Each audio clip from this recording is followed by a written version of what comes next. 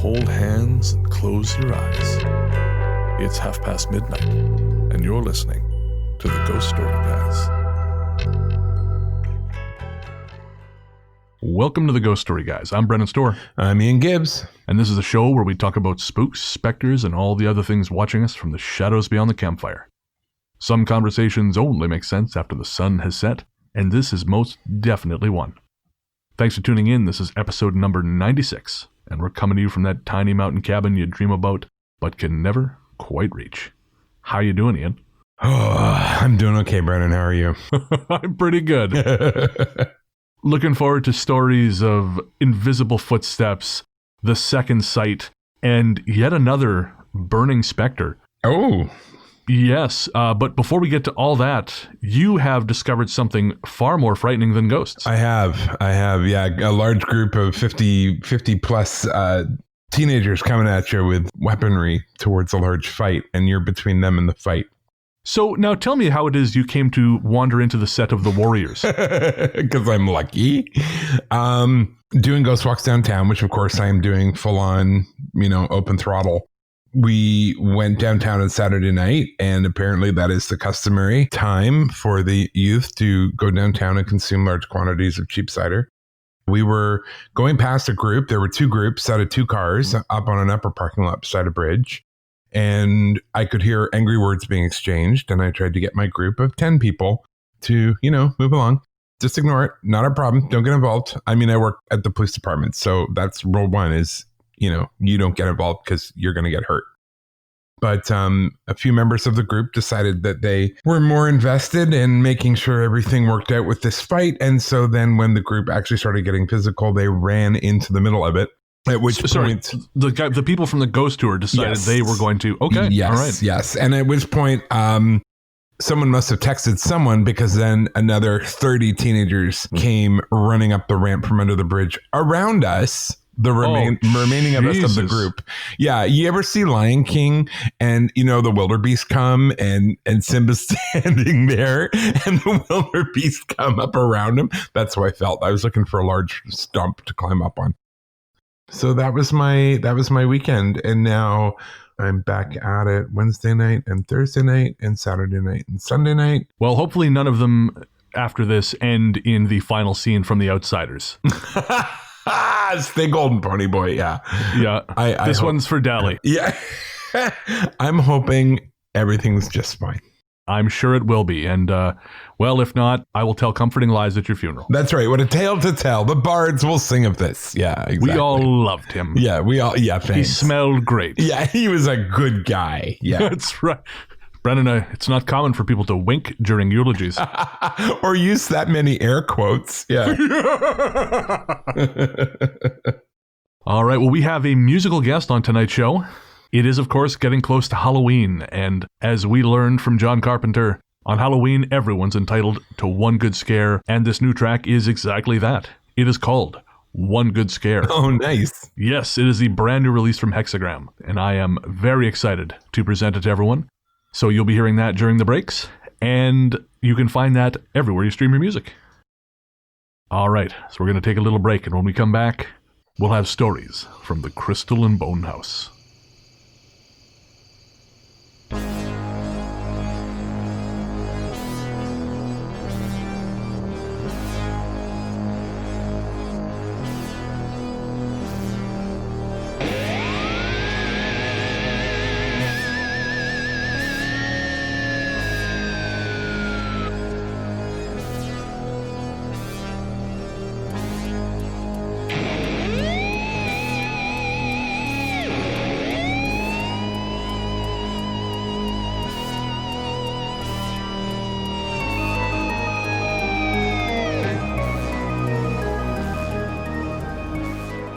Welcome back.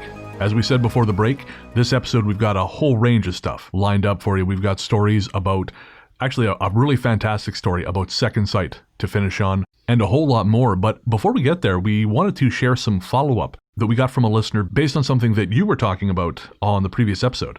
Yeah, we got a follow-up from Terry, who says, "Hello, long-time listener, first-time commenter. The talk in a recent episode about how certain houses and places seem to have a negative effect on an inhabitant's health really hit home for me. One of my aunts moved into a small house in eastern Texas back around 2005, and shortly after, she began to have problems with feeling seriously fatigued. Despite repeated visits to doctors, none of them could find anything wrong with her.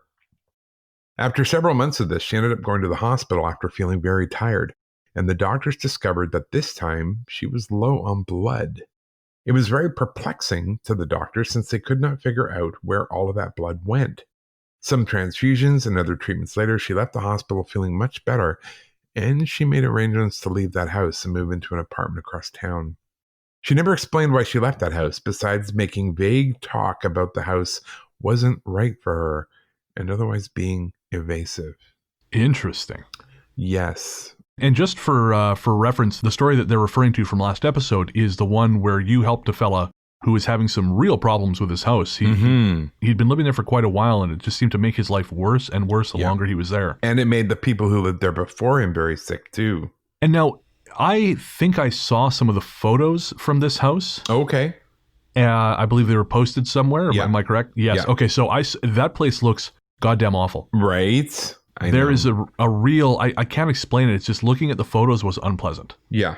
He'd given up, like mentally. He'd just given up. And he's like, I'm stuck here. I'm never getting out of here. And then literally within 2 days of us talking and me kind of trying to get him to sort of turn it around spiritually. Right. Someone put in an offer, and he may be out of there within 4 weeks. So he's pretty excited. Oh, and I should say, he may be out of there in 4 weeks, and the guy who's buying it isn't going to live there. He's knocking it down, and he's putting in a whole new development. So, yeah. Oh, good. Well, he's maybe not selling it to some other victim. Some other poor schmuck. Exactly. Funny enough, it's a testament to how selfish I am that didn't even occur to me. Yeah. I'm just like, I'm out of here, you assholes. I'll see you later. Not my problem now. Yeah, later, skater. And sort of in keeping with the theme, we've been talking a little bit this month and late last month about how things have been kind of ramping up for sort of getting towards the end of the month in terms of spiritual activity. Yep.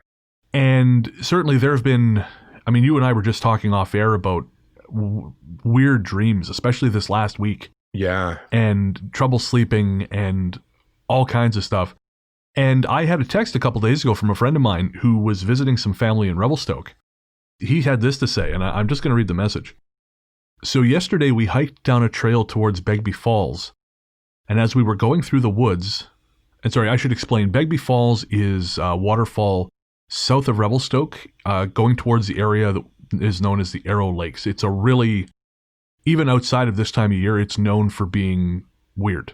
And certainly it's not a place I go past dark by myself, or often even with anyone. I usually just won't go that way past a certain time of night. Right. This is happening in the daytime, but I just thought I'd mention that.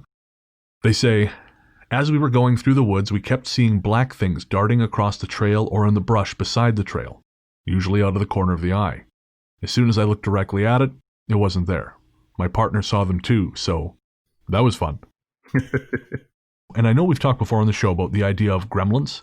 Yes. These little shadow people that kind of seem to flit around foot level, around like knee height sometimes. And I know in my book, A Strange Little Place, available everywhere fine books are sold, but you should buy the audiobook because I make more on it.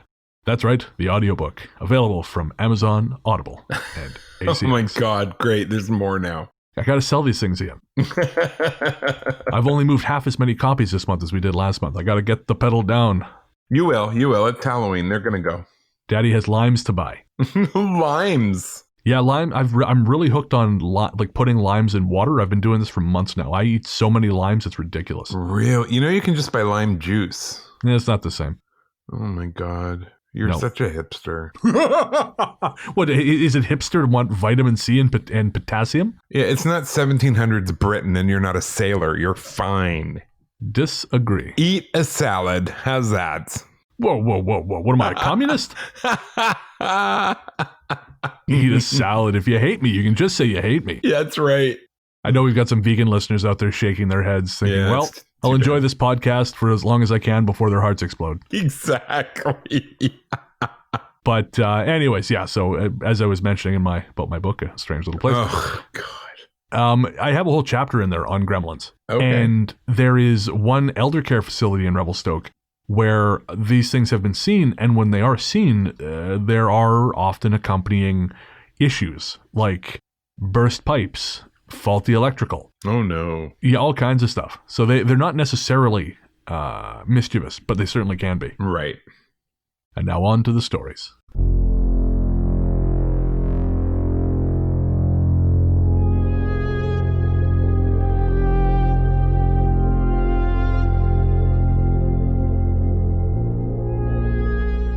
Our first story comes from Jordan. I'm a house cleaner by trade, and this story is about one particular house where I'd been called to assist a coworker. I called it the Crystal and Bone House. There was nothing noteworthy about the house from the outside, just a typical suburban light yellow cream-trimmed 2-story house.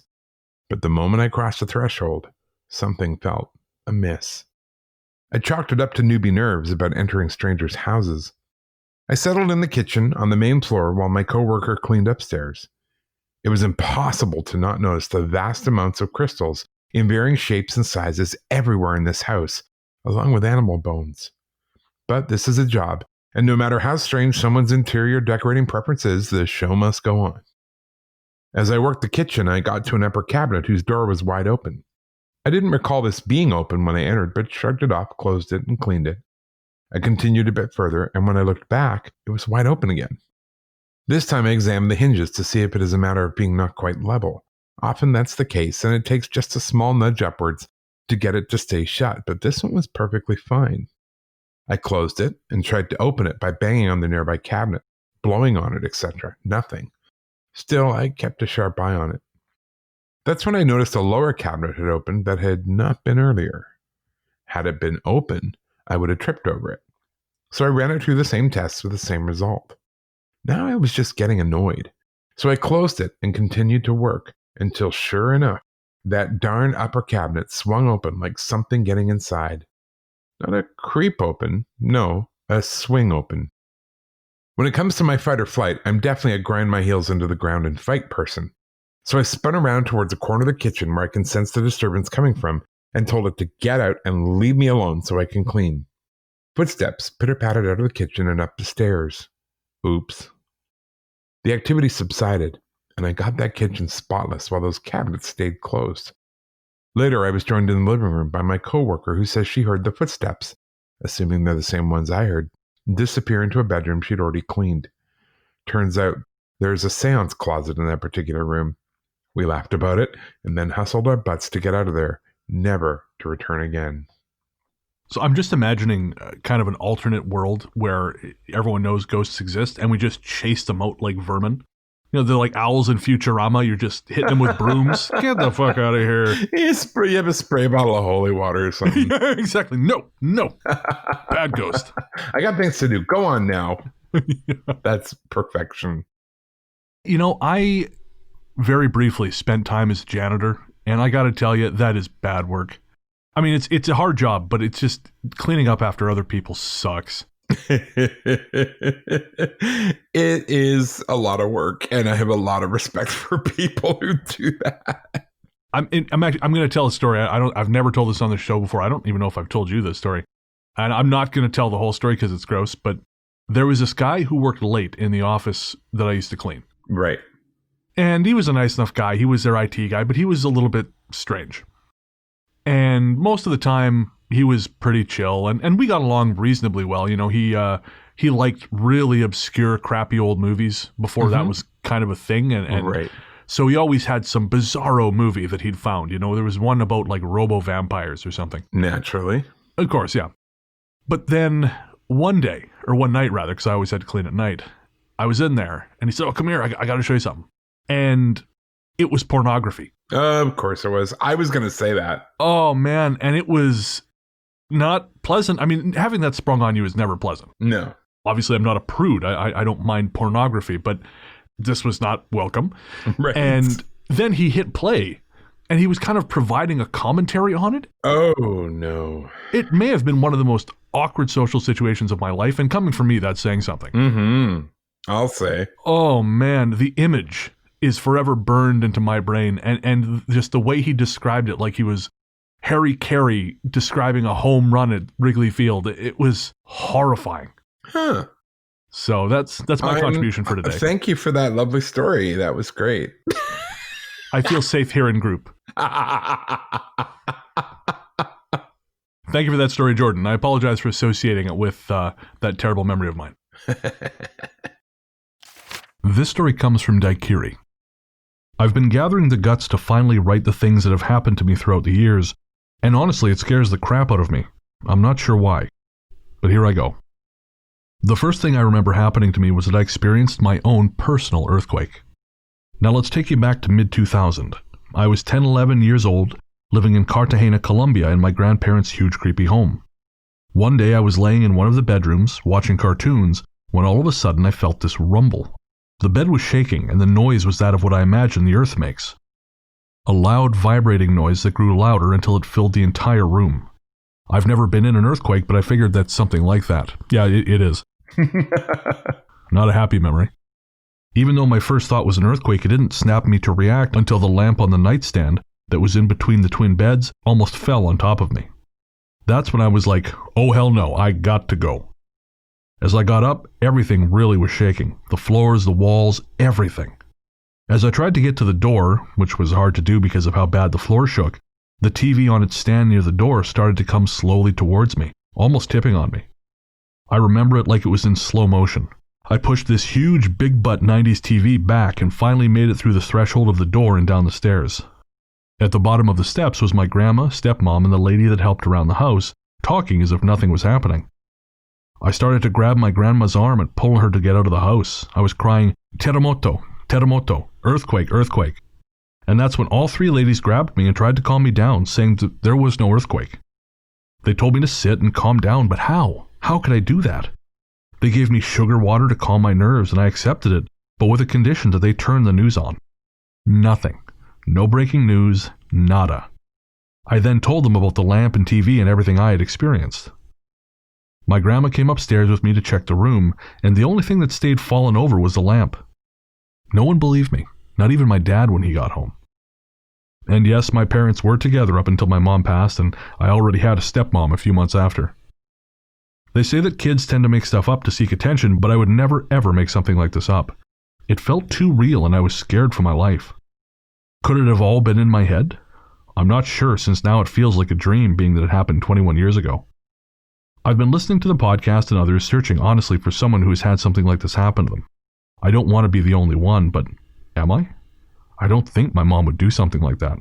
Yet my entire family has had many weird things happen to them in that house, from seeing hairless people walking into walls and hearing cackled laughter from empty bedrooms to much more. I'll try to get as many stories for you guys in the next email, but this one was my first and sadly not last experience there. Thanks for the podcast and the energy you guys have. Wow. Yeah, so thanks for sending that, Daikiri. And I know I have actually experienced something similar to this. An actual earthquake or a ghost earthquake? Both. Okay. So yeah, the actual earthquake, that was a whole other beast, and I'm not real keen to relive that experience. But no, the first time this ever happened to me, I was in Tofino in 2003. I was there with my girlfriend at the time, and we had a room on the water. Right. And I'd never been to the island before. Right. Oh, bless. Yeah. Which is why you went to Tofino, because you didn't know any better. Exactly. You get it. So I'm sitting on the bed in the motel room, just looking out over the water, and all of a sudden I felt the bed shake, and it felt like the room was shaking, like there was an earthquake, but the person I was with didn't feel anything. Yeah, that's pretty wild. And I've had that happen again here. Like I've woken up to feel like the bed is shaking, but then it's not. And again, I'm the only one who notices. Then it stops. And there was actually one time I was sitting with Nick in the living room, and that happened. And I said, Jesus, I think, are we having an earthquake? And she, again, felt nothing. Weird, eh? Yeah, I honestly have no idea what the hell it is. Like, of course, because I'm a bit of a hypochondriac, back in the day, I assumed, I have brainitis. Right, of course. But no, I mean, my brain is stupid, but not that kind of stupid. And it's only ever happened maybe 3 or 4 times. So you're not alone, Daikiri, but I'm afraid I don't have any more information on it for you. If any of our listeners do, though, please let us know. Claire brings us our next story. My most terrifying experience was from a few years ago when I was at university. I'm from Long Island. Yes, I've seen the Amityville Horror House and know it's not particularly interesting. That's because Amityville was a scam. Well, yeah. What I really want to know is, has she seen the Long Island Medium? Because that would be way scarier. And even more of a scam. But I went to university in Edinburgh, Scotland, a city that has a very dark history and is considered to be one of the most haunted cities in Europe.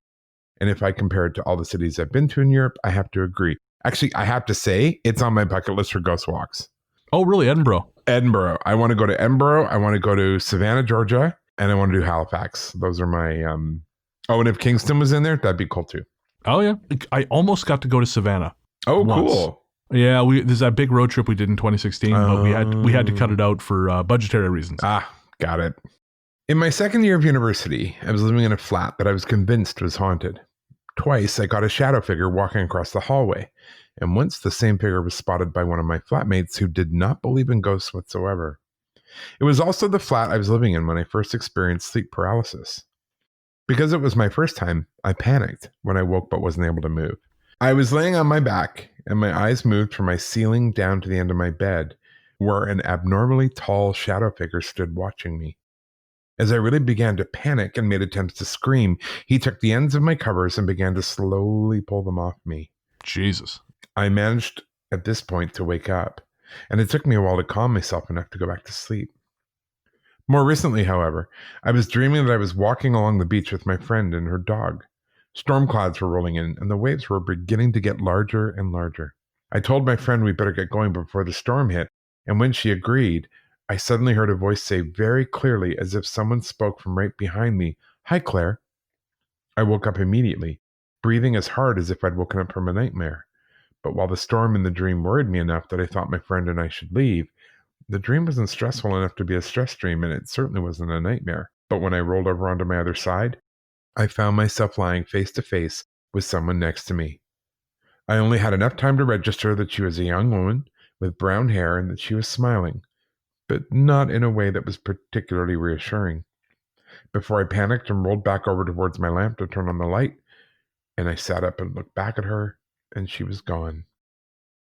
Despite the woman having a normal appearance and smiling, she gave me an awful feeling, and I was convinced at the time that it was her intention to terrify me. Well, that would terrify me. Yeah, no kidding. I remember years ago, after a bender in Ireland, the guy I'd been drinking with sent me a text and said, so I woke up with someone in my bed. Yeah, it was not the kind of surprise you want, and that wasn't even a ghost. Thankfully for him, he turned out she had just crawled in because she needed somewhere to crash and was also drunk. So I guess that's... okay. Yeah. Weirdly, I've had something similar happen. I remember years ago, I had a dream where it was really odd. Nick was showing me her new apartment, or she was renting a room from someone. Right. And we walked into one room, and as she did, I felt someone come up behind me and wrap their arms around my chest, almost like they were giving me a hug. Oh, nice. Well, no, because it wasn't a comforting thing. Oh. Yeah, I can't explain it, but all of a sudden, and I think I heard a woman's voice in one of my ears. Oh, that's weird. And as I started to wake up, I became aware of being in bed, and I was laying with my arm around Nick, but there was someone, it felt like, with their arms around me from behind. Yeah, and I, as I slowly became more awake, that feeling passed, but yeah, it was a really, really unpleasant experience. Yikes. Yeah, no, not cool. It's funny they talked about Edinburgh because I had friends from the police department take a trip over there, and one of the apartments they rented, they did sort of an Airbnb thing. Oh, yeah. The one apartment was absolutely 100% haunted. Oh, no. And all three of them, two of which are non-believers, all experienced things going on in that apartment in Edinburgh. So I'm not shocked. Only once have I rented an Airbnb that was haunted, but man, did it piss me off. I know, right? And there's not a whole lot you can do about it. No, because there's nothing on the comment card like, level of haunting was, 0 stars. Or I'm calling out the Airbnb haunting clause. I want my money back. Non-physical entities wandered through the living room while I was watching Triple Frontier on Netflix. It was bad enough my buddy Ian was able to see it from a photograph. I would like you to refund some of my money. Yeah, good luck with that one. Airbnb, get on it. This listener asked to remain anonymous. They wanted us to refer to them as Knights Plutonian Shore. When I was growing up, my childhood was tumultuous at best. I have memories of playing with a small boy who lived next door, but apparently there was no boy living next door. I have distinct memories of playing with him in my room with his toys, never mine, so he must have been there. This was located in a Esquimalt, and according to my father, he had photos of me and a ghostly apparition playing together, but they were lost in a fire. And just for the majority of our listeners, Esquimalt is a suburb. Would we say a suburb of Victoria or a separate municipality next to Victoria? Yeah, separate municipality, but realistically, part of the greater Victoria area, I guess. Yeah, okay. Fast forward to a few years later. My parents were divorced and I was left to care for myself, my younger siblings, and my mother, as she was unable to care for us much at this time. I was sitting in my room one night and saw a shadow cross my wall. The shadow looked like an old children cartoon of a robber. In shadow, I can see it sneaking around on tiptoe, the classic horizontal striped shirt, white slits in the eye mask, and holding a large bag. I remember feeling scared, but then it peeked its head around from my doorframe, and I felt relief and actually entertained. I watched as a total of 4 shadow men swirled, danced, and performed around my room. What I can only describe as a comedy Three Stooges act. My brother heard me laughing and came into my room, so all 4 shadows crept into my closet. My brother then informed me I had been laughing for hours, and bedtime was 4 hours ago. I did not realize how long I had been looking at the shadows for. I crawled into bed and watched the pale, glowing eyes of the shadows swirl on my ceiling, much like an animation of a galaxy, like the beginning credits of Sleeping Beauty. During a visitation with my father, I told him about my shadow people experience, and he was elated and so proud of me. From that point forward, he would let me stay up late and listen to Coast with him, and we could converse about any subject. For years, the shadow people would be my friends. Sometimes they would startle me, but mostly in a joking way, or they would dance and sway and wait for me to sleep. The sleep was important because although I do not suffer from sleep paralysis, I do have night terrors due to PTSD. Watching the shadow people on my ceiling was the only thing that would help me sleep. Once I hit high school, I had gotten my first boyfriend who was incredibly abusive. At one point, he was holding me captive in his old house, and the shadow people were there with me, keeping me company. I remember crying and feeling cold hands wiping my face. One disappeared for a long time, what I would say would be an hour or so. I was sitting in a dark garage with myself and the 3 shadows. Later that night, my friends showed up to this random house, kicked in the door, and rescued me. I don't know if the shadow had anything to do with it, but to this day I will always credit them for that. The aforementioned boyfriend and his best friend are now infamous for a local murder. I was not allowed inside during the trial and verdict, but rather was parked outside the local courthouse. There is a large cathedral by the courthouse with a very old cemetery beside it.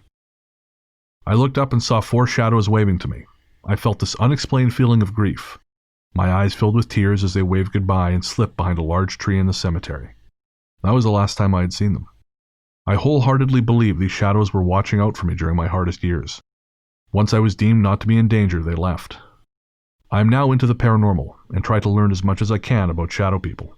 I have never been able to find my shadow friends again, and honestly, I feel like I need them so badly now that I'm 27 years old. All the spells I can conjure will not bring them back, and I feel an incredible sense of loss.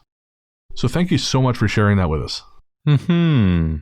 You know, it's nice to hear of a story where the shadow people are actually helping rather than scaring. That's refreshing. That's really true. Yeah, we don't get that very often. Almost, in fact, I don't know if we. No, that's not true. We have had it in past, but not often. Yeah, but it's nice to hear. It is nice to hear. And I wonder though about them going away. I think in the email that you sent back to this person a long time, because this story came in a little while ago. Yeah. Now, you mentioned that you thought this was a kind of case where they came when they were needed and right. They sort of then moved on. Yeah. And that's just kind of how sometimes these things work. And in a way, it's like people. Yep. People come into our lives for a period and oftentimes they bring us a lesson or, we learn something from that interaction and then they move on. And, no matter how bad we want them back, it can't work that way. No. So, they're here for a time and that's it. Yeah. Thanks again for sharing. Our next story is from Michelle. I'm from Edmonton now. Oh, that's too bad. But born and raised mostly in Calgary. Oh, thank God. I think I saw Ian's band play at a youth group outing while in high school. Probably. My friends and I stole yard ornaments and put them in other yards. What a rebel I thought I was. Yeah, I had that same experience. There's really not a lot to do in Calgary. I'm not going to lie. I think I feel like we just passed over the fact this person just randomly happened to see you performing. Like that's kind of crazy. I think our listeners sometimes forget that you had this whole like Christian band leader life before. Well, I wasn't the leader. I was just a backup singer. I was I was the youngest member of the band. We did perform a lot. Like pretty much every weekend we were in some small town or Edmonton or Calgary or Red Deer performing.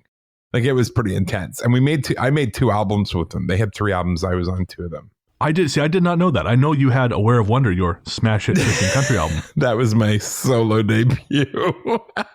I did not realize that you had 2 other records you were on. You had a whole behind the music before I even met you. I had a whole teen idol life. Yeah. That thing you do was your life. Because I was singing with them since I guess I was 18 until I went to Toronto at 20. And then I recorded my own album at 22. So yeah. Christian country phenom. Yeah, right. Yeah, right. I wrote one of the songs on one of the band's albums. That felt pretty cool for me. Oh, what was it called? I don't even remember anymore. You honestly, don't remember? I don't. I know I don't have the publishing rights to it. I gave them to the band lady. You fool. Well, she had a publishing company and I didn't. Jumping Jesus Flash could be a huge moneymaker. And Jesus just signed it all away. Oh my God. No, it's not called that. Anyways, I realize we've completely gone off from Michelle's story. Continue. I had been re-listening to all the episodes on speakers while at work, and the female voice replying to Ian was super clear and made me jump. The comfort of your voices as you laugh, joke, and goad each other is calming to me as ghost stories don't scare me. Now, with others starting to filter back into the office, I have to get used to earbuds again, but for a while it was glorious. Boo.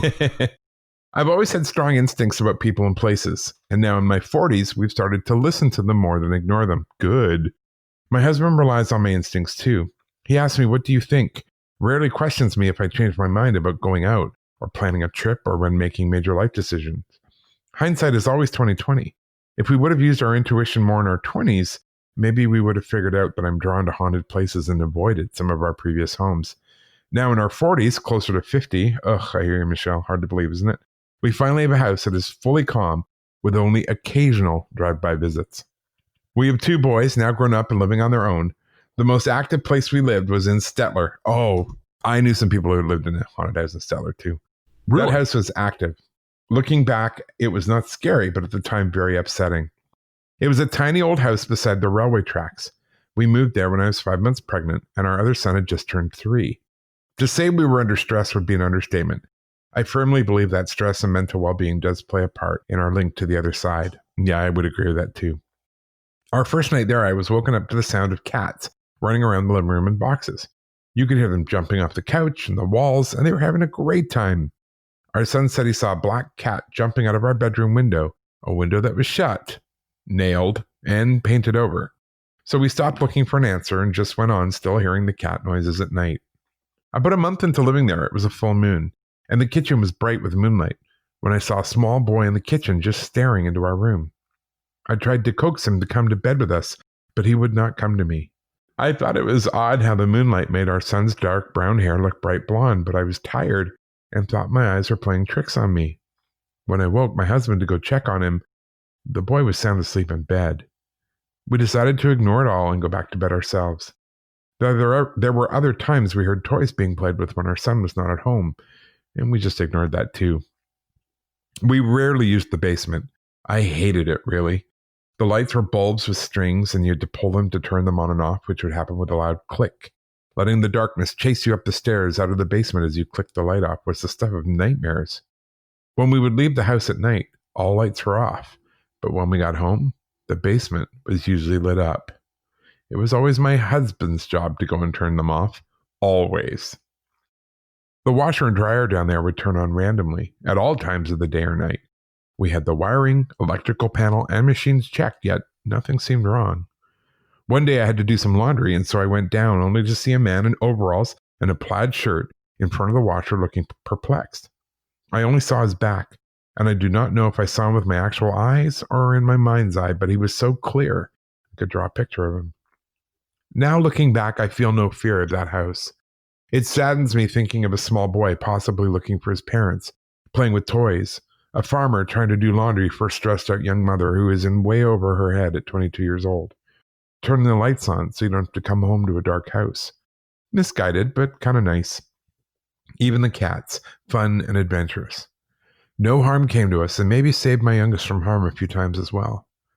When we moved, it was rented to a couple of kids, probably our age, but kids to us, as they were the type to have parties and had no kids of their own. My husband heard through the friends that they had a horrible time there.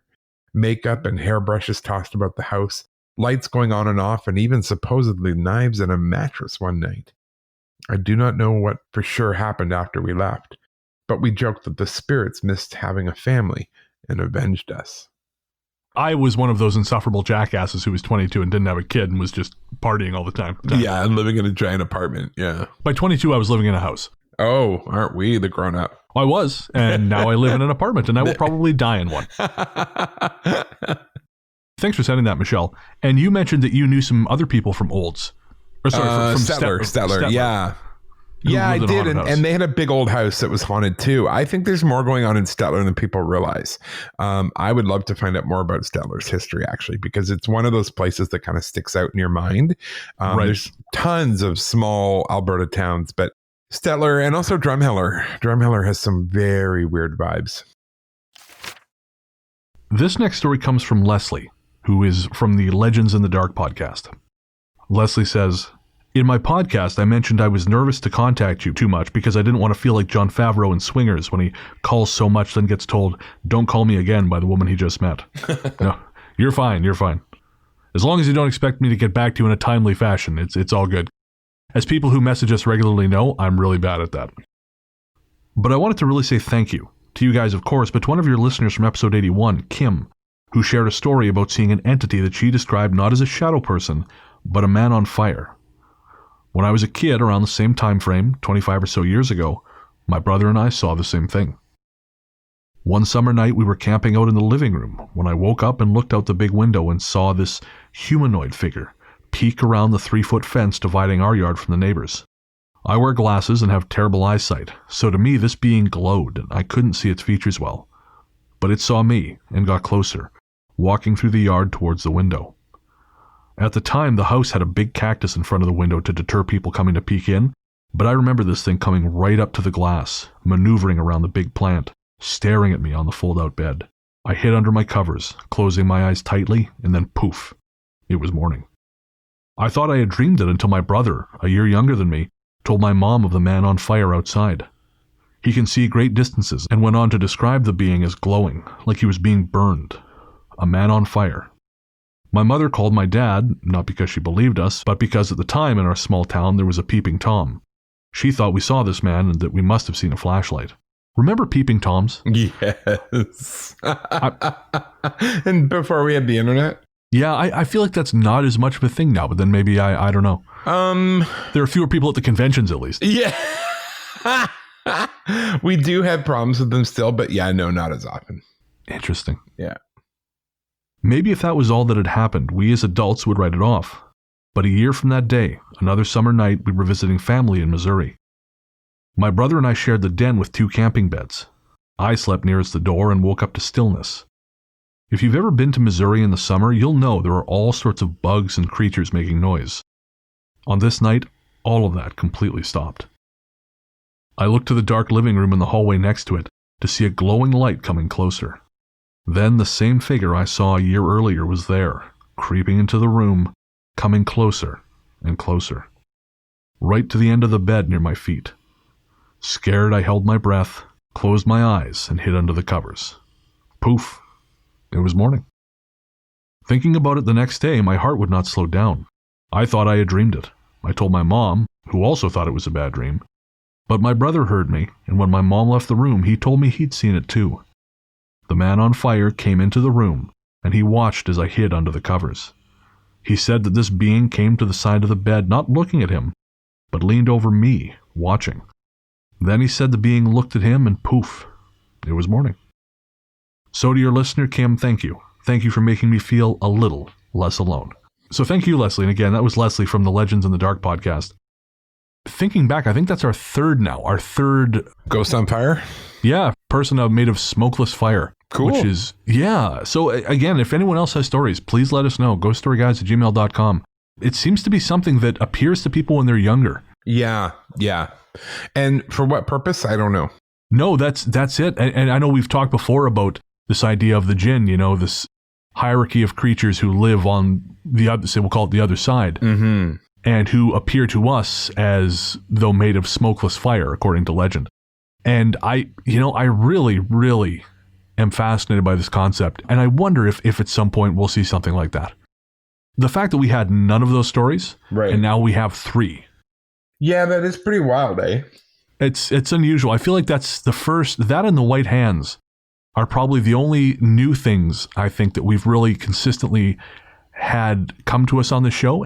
While I find the white hands interesting, the person made of smokeless fire really, really catches my attention. So I'm kind of not hoping they come visit me, but well, it may be too that people were hesitant to tell those stories because they don't fit traditional ghost story parameters. And so they're like, oh, no one will believe me anyway, or, so in a way, it's kind of cool that new stories are coming out because people are like, okay, so this happened and I don't know what it is, but this seems like a safe place to talk about it, So that's actually really cool.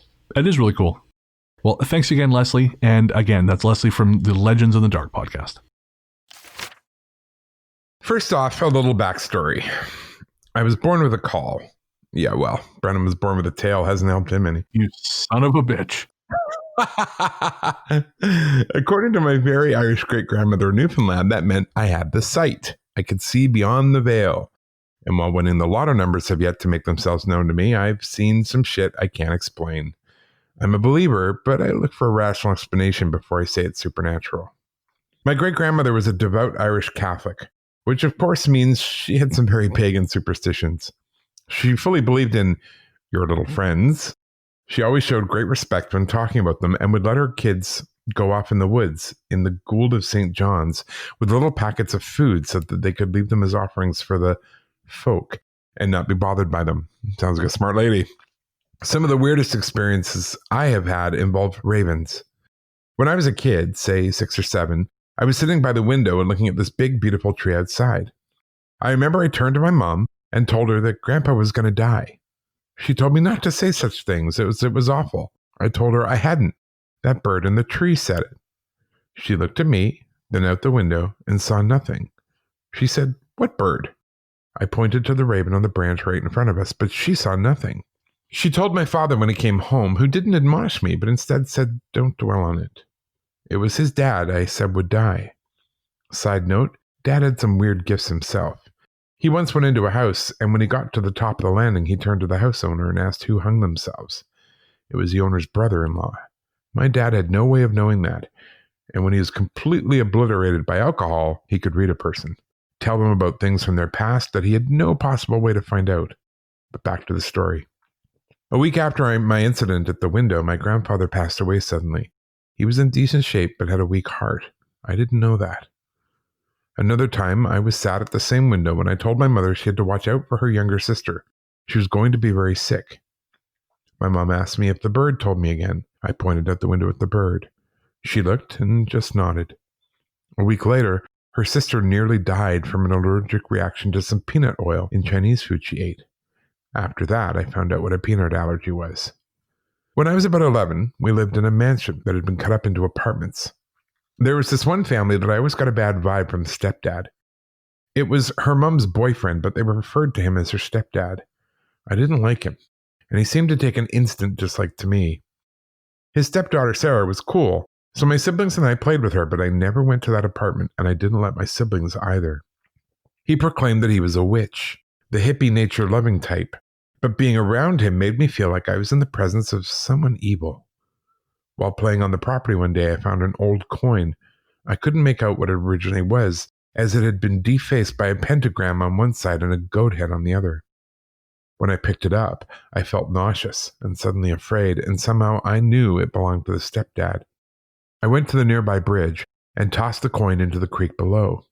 I did this because in the legend of Sleepy Hollow, my favorite Washington Irving tale, it says that the supernatural has trouble crossing running water. Old stories about vampires say the same, so I went with that logic. Later that night, there was a really bad thunderstorm, and as we were heading to bed, there was a knocking at our door. It was Sarah and her mum, Sue. They were in tears and asked if they could crash with us. My parents put us to bed immediately, but I listened near the door. Apparently, The stepdad was going crazy. He was being abusive to Sarah and her mom, but tonight was worse. He was looking for his special coin, and it was missing. Sue then told my parents that he was not a witch, but a devil worshiper. While I know you guys are not believers, and that is perfectly your right, I am. No judgment on my part for that. The stepdad, though, he was into some bad juju magumbo, be it worship of the fallen one or negative energy manipulation. It was scary evil. I crept back to bed after hearing that. That night I had the scariest dream I have ever had. I was outside in the middle of the storm. I could feel the wind whipping around and the rain slashing me from all sides. Coming around the corner of the house was the stepdad. He looked manic. He was a very slim guy with a pointy beard and a goatee with long, scraggly hair. In this dream, there was a red gleam in his eyes, and I was terrified. He said he knew I had his coin, and he wanted it back, or he would kill my whole family. I told him I'd thrown it in the creek, and it was gone. He screamed at me and made more threats. He said he knew what I was, but it didn't matter. I was going to die. I had no clue what he was talking about. I kept backing away as he came closer. Now here's the weird part. Out of nowhere, over the wailing of the storm, we both jerked our heads at the sound we heard. It was the caw of a raven. Looking around, I saw nothing, but his eyes got huge, and he was now afraid. Behind me, I felt a whoosh of air that was somehow different from the wind and heard a loud flapping. I looked up just in time to see a giant raven, say 4 times the size of a normal one, fly overhead. The stepdad took off running, trying to get away from the bird. I didn't see what happened, but woke up screaming. I told my parents about the dream and asked what it meant. They said I was probably afraid because I'd listened at the door. Moms and dads, they know their kids. The next morning, my dad went with Sue to gather some stuff and go to her mom. He told me that all the stepdad stuff was gone, and he left a note saying it was over and he was leaving. Was it connected to my dream? I don't know. Around that time, though, my parents told me about being born with a caul and what my great-grandma had said. I was curious and looked it up. I found what my great-grandma had said was dubious. I'd never felt like it any kind of gift. But then I thought about the strange occurrences with the ravens. I found out also that in Italy, there was a belief that people born with a caul were called benedante, or good walkers. It was a belief that these people's souls would leave their bodies and take the form of a giant bird and fight witches at night. I swear I had no knowledge of this beforehand. I make no claim to have supernatural powers, and I'm not trying to make a story here. I know this sounds kooky, but there it is. The last experience I had with a raven was when my favorite aunt passed away. She was fighting terminal brain cancer and was losing. This woman was like an older sister to me. She made the world a better place by being in it. One morning, I woke up to a raven cawing outside my window. Aunt Deb had been in hospice, and we knew it was close. When I heard the caw, I knew she was gone, and I started to cry. 5 minutes later, my mom told us she'd passed. These were experiences I had no explanation of.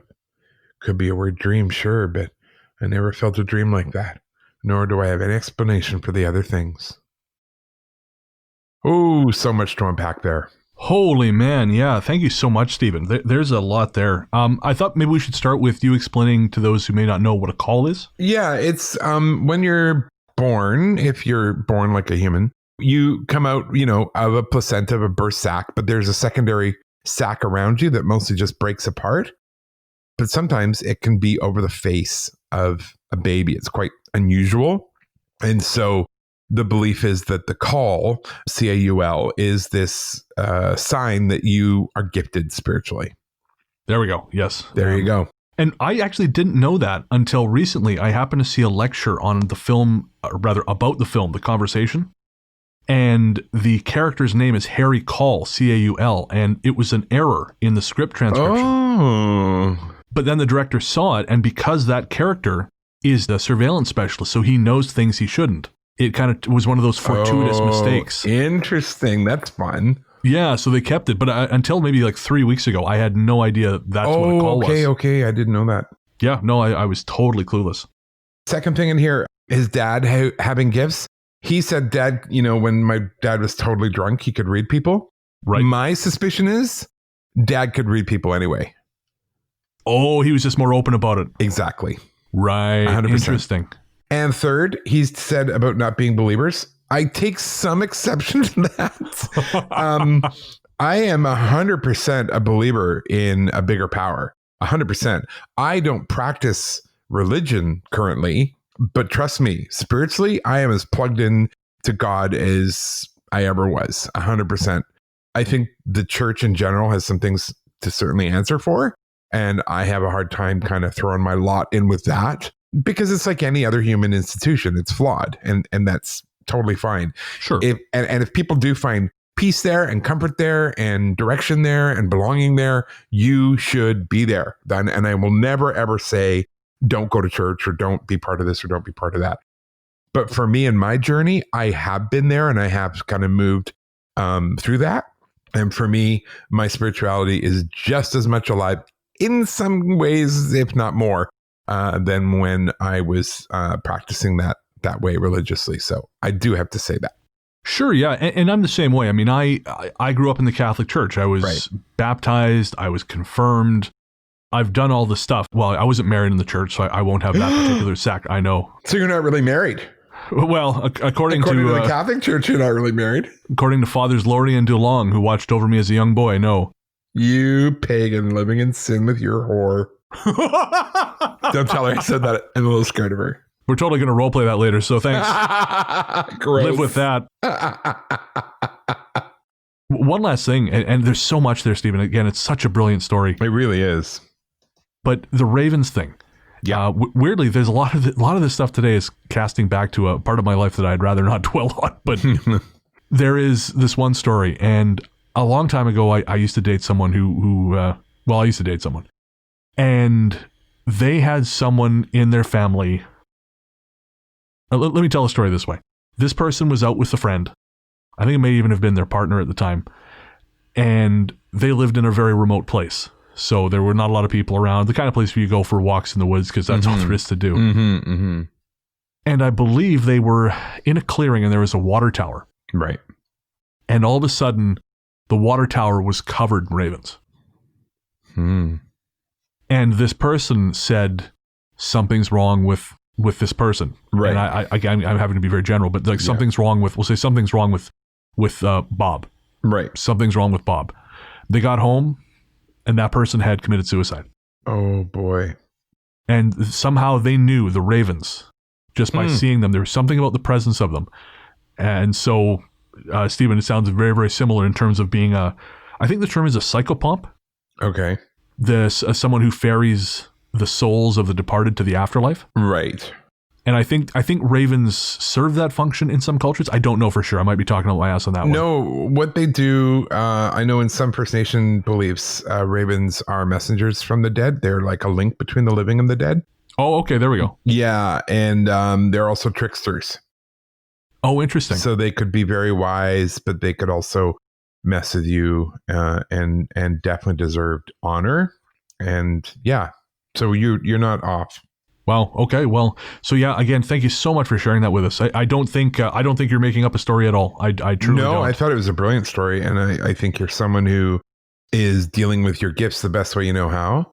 And I'm not surprised at all that your dad had the same abilities. So I would be very interested to hear any other stories Stephen has to tell us. Yeah, absolutely. And I mean, for whatever it's worth, I encourage you to embrace that gift. Absolutely. Learn to manage it so it's not taking you over, but absolutely. So thanks again to Stephen and to all the listeners who wrote in. We truly love reading your stories. And if you've got a story to tell, ghoststoryguys@gmail.com is the best way to do it. Send us an email, tell us all about it. Mm-hmm. And you can also call the ghost line, but we will talk about that in the C segment. Yeah. So we're going to take a little break, and we'll be right back with patron shoutouts.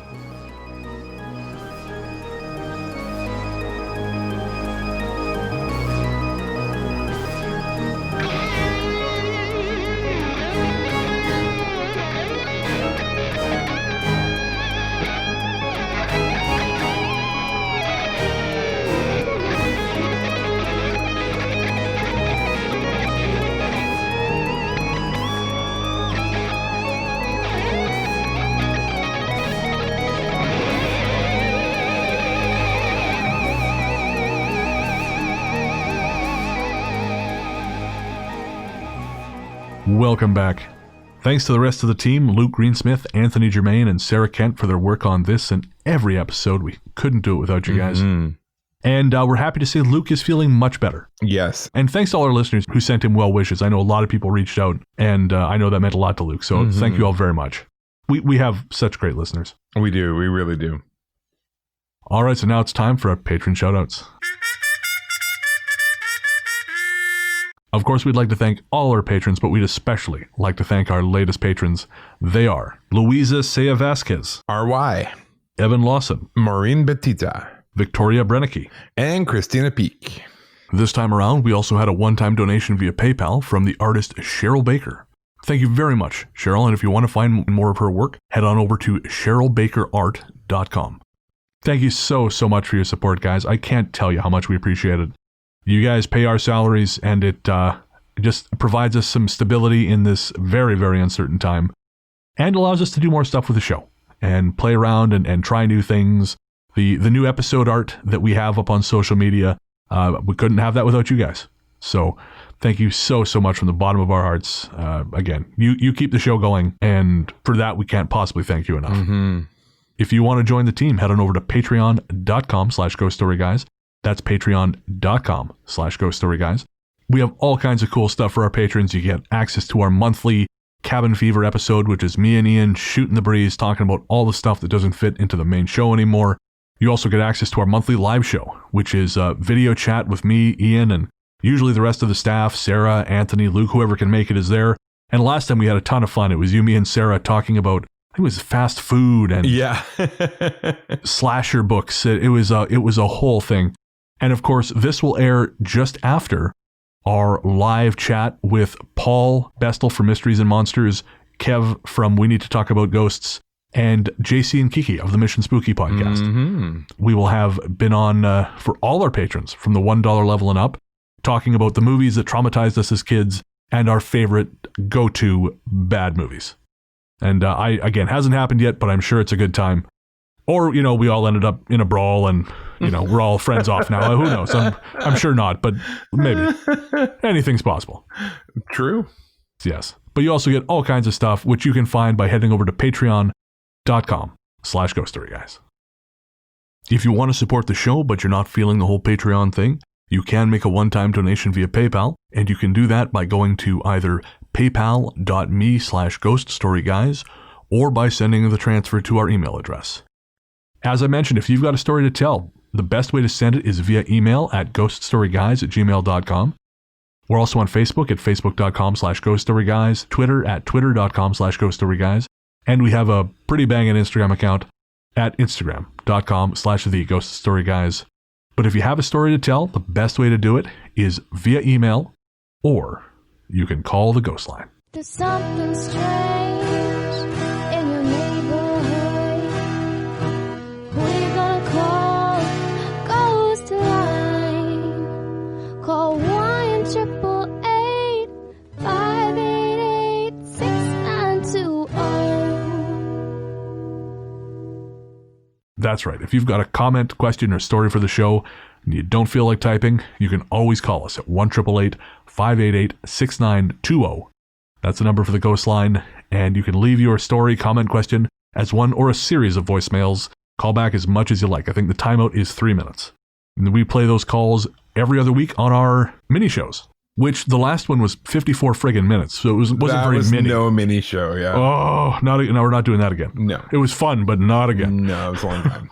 It must have been a long time to edit, too. It was a long edit, yes. But yeah, so we'll play those calls there. And if you don't feel like calling, you don't feel like talking, you can always text us at 925-553-4789. And you can text us pictures, links, whatever you like. And if it's something that we can't share on the mini shows, we'll absolutely do that. Big thanks to Amber Pease for her Ghost Line jingle, and to Lauren Hutchison, who sent us one as well, and you can hear that one on the mini shows. Thanks again to our musical guests Hexxagram for letting us debut their track, One Good Scare. That is a brand new piece. I'm really, really excited about it. If you want to hear that again, you can find that anywhere you stream your music. Hexxagram also does our stories theme, The Future Belongs to Them Now, which is only available to our patrons as an exclusive ringtone at the $10 level. Our theme song, Radio, Into the Darkness We Go, is composed and performed by Peter of Podzontommusic. You can find more from him by going to soundcloud.com/therealpodzontommusic. All other music and sound effects on this show come courtesy of Epidemic Sound. If you're looking for PodSafe music or sound effects for your next project, head on over to epidemicsound.com. Check them out. I guess that's going to do it. Mm-hmm. We'll be back next week with our mini show, and until then, Into the darkness we go.